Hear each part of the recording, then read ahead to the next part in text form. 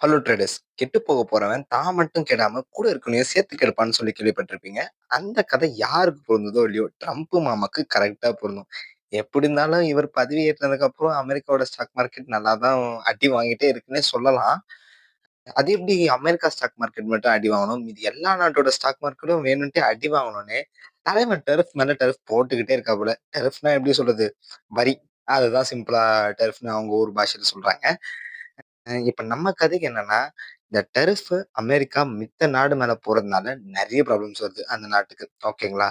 ஆனா இந்தியா பொறுத்தவரைக்கும் அப்பப்போ ஒரு செட்பேக் வந்து இந்த டர்ஃப் போடும்போது கொஞ்சம் அதிகமாவே விழுது. ஆனா அதுக்கப்புறம் ஒரு மிகப்பெரிய கம்பேக் இந்தியா குடுத்துருது.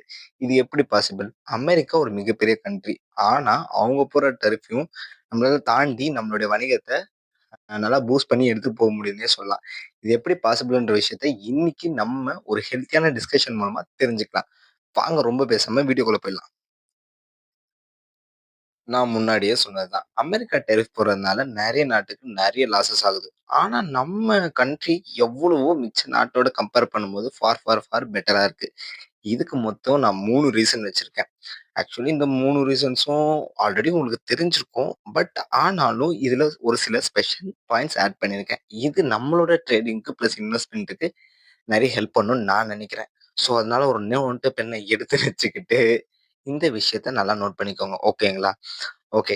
ஆ ஃபர்ஸ்ட்டு விஷயமா நான் என்ன பார்க்குறேன்னா, நம்ம நாட்டோட டொமஸ்டிக் ட்ரேடிங் அதாவது உள்ளுக்குள்ளேயே ட்ரேட் பண்றது நம்ம நாட்ல ரொம்ப அதிகம். Compare to other countries. மித்த கண்ட்ரீஸ்லலாம் அவங்க ஊருக்குள்ளேயே நெறைய பிசினஸ் வச்சுப்பாங்க. ஆனா மோஸ்ட்லி எக்ஸ்போர்ட் பண்றத தான் அவங்க வந்து விரும்புவாங்க. ஆனா நம்ம கண்ட்ரிய பொறுத்தவரைக்கும் நம்ம எக்ஸ்போர்ட்ட விரும்புறத விட டொமஸ்டிக்காவே வந்து பிசினஸ் பண்றது ரொம்ப அதிகம். நம்மளுக்கும் அந்த ஆசை இருக்கும். ஆனா இந்தியன் கவர்மெண்ட்டோட நல்ல விஷயத்தினாலயோ, கெட்ட விஷயத்தினாலோ அவங்க ஆல்ரெடி வந்து வரி அதிகமா போடுறாங்க. ஸோ, அதனாலேயே நம்ம வந்து வெளிநாட்டுக்கு எக்ஸ்போர்ட் பண்ற பிசினஸ வந்து கொஞ்சம் பயமா வந்து நினைப்போம். ஸோ, நம்ம நார்மல் பீப்பிளோட அந்த மைண்ட் செட்னாலேயே மோஸ்ட் ஆஃப்லி நம்ம எக்ஸ்போர்ட் பிசினஸ் பண்ணாம, உள்ளுக்குள்ளேயே டொமஸ்டிக் பிசினஸே பண்ணிட்டு இருக்கோம். இந்த ஒரு விஷயம் நம்மளோட ஸ்டாக் மார்க்கெட்டுக்கு ரொம்ப நல்ல விஷயமா இந்த டைம்ல அமைஞ்சிருக்கு. அண்ட் பிளஸ் டொமஸ்டிக் ரிலேட்டடான இதுதான் இருக்கு. ஸோ, அவங்க என்னதான் வரி போட்டாலும், நம்ம உள்ளுக்குள்ள எந்த ஒரு வரியும் இல்ல. ஸோ, அதனால ஈஸியா சொல்லப்போனா, எந்த வரியும் இல்லாதனால, நம்மளுடைய பிசினஸ் ஆல்ரெடி நடந்துட்டு இருக்குது. அப்படியே நடந்துகிட்டே இருக்கு. ஸோ, அதனால எந்த ப்ராப்ளமும் இல்லாம நெறைய பிசினஸ் போயிட்டே இருக்கு. இதுக்கு முக்கியமான ஒரு ரீசன் சொல்லலாம்னா, டாட்டா. டாட்டா வந்து வெளிநாட்டுக்கும் நெறைய எக்ஸ்போர்ட் பண்றாங்க. அத தாண்டி நம்ம ஊரோட சப்ளை செயின் தான் அவங்களுக்கு அதிகம். ஸோ, இவங்கள தான் முதல் ரீசனா எடுத்துக்கலாம். இந்த மாரி நெறைய கம்பெனிஸ் இருக்கு.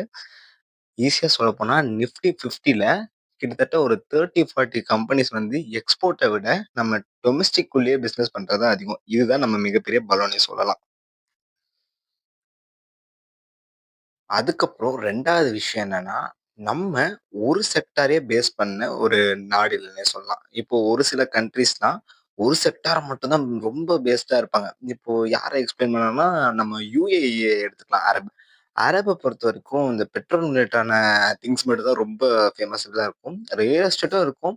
பட் கம்பேர் டூ அந்த நாடுனாலே உங்களுக்கு என்ன ஞாபகம் வரும்? ஃபர்ஸ்ட் எடுத்தோனே பெட்ரோல் தான் ஞாபகம் வரும். ஆனா நம்ம ஊர சொன்னீங்கன்னா, எந்த ஒரு விஷயமும் ஞாபகம் வராது. சொல்லப்போனா எல்லா விஷயத்திலும் நம்ம கில்லாடிக்கே கில்லாடின்னே சொல்லலாம். இந்த ஒரு விஷயம் நம்மளுக்கு ஒரு மிகப்பெரிய ப்ளஸ்ன்னே சொல்லலாம். இப்போ அவன் வந்து எக்ஸ்போர்ட் பண்றத வந்து ப்ராப்ளம்னு சொல்றான். சரி ஓகே. நாங்க ஃபினான்ஸ் ரிலேட்டடான கம்பெனிஸ் வச்சிருக்கோம். அது மட்டும் இல்லாம டெக் ரிலேட்டடான கம்பெனிஸ்லயே அவ்ளோ கம்பெனிஸ் உள்ளுக்குள்ளேயே நாங்க வச்சிருக்கோம். இது மட்டும் இல்லாம கன்சியூமர் குட் ப்ராடக்ட்ஸும் நம்ம வச்சிருக்கோம். ஸோ அந்த மாரி கம்பெனிஸும் இருக்கிறதுனால, நம்மளுக்கு வந்து செக்டார் டைவர்சிட்டி அதிகமாவே இருக்கு. இது நம்மளோட மிகப்பெரிய பிளஸ்ன்னே சொல்லலாம். இந்த விஷயம்லாம் நானே இந்த டாபிக் எடுக்கிற வரைக்கும் தெரியாது.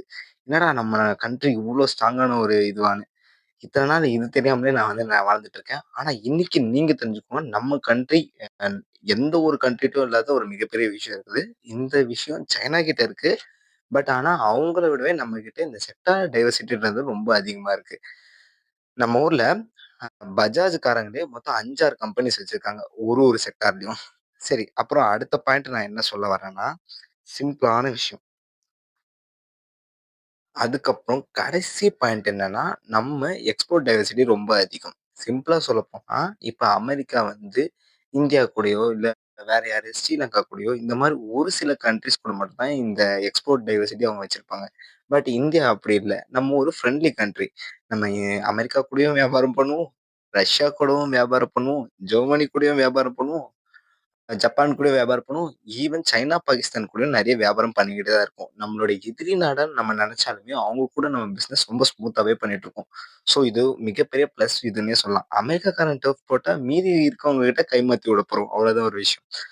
ஸோ நான் போனஸ் பாயிண்ட்டா சொல்லலாம்னு நெனச்சது என்னன்னா, நமக்கு டொமஸ்டிக் இன்வெஸ்ட்மென்ட் தான் அதிகம். மிச்ச கண்ட்ரீஸ்க்கு வெளிநாட்டுலருந்து வரவங்களோட இன்வெஸ்ட்மென்ட் தான் அதிகமா இருக்கும். வெளிநாட்டு பணம் தான் அதிகமா இதுவாகும். ஆனா நம்ம ஊர் அப்படி இல்ல. டொமஸ்டிக் இன்வெஸ்ட்மென்ட்டே அதிகமான இதுவா இருக்கு. ஸோ என்னதான் அமெரிக்கா வரி மேல வரி போட்டுட்டே இருந்தாலும், நம்மளுக்கு மிகப்பெரிய ப்ராப்ளம்ஸ் இருக்காது. இந்த விஷயத்த தான் நான் இன்னைக்கு சொல்ல வரேன். ஸோ அதனால பயப்படாம எப்பப்பலாம் டெரிஃப் போடுறாங்களோ, அந்த ஒரு பாயிண்ட்ட வந்து நம்ம இன்வெஸ்ட் பண்றதுக்கான பாயிண்ட்ட வாங்கி வச்சுக்கோங்க. டெஃபினட்டா இந்தியாவோட ஸ்டாக் மார்க்கெட் அதுக்கு அடுத்த நாளோ, இல்ல அதுக்கு அடுத்த நாளோ பூம் ஆக தான் போகுது. சிம்பிள். ஓகே. அடுத்த வீடியோல சந்திப்போம். Bye bye guys.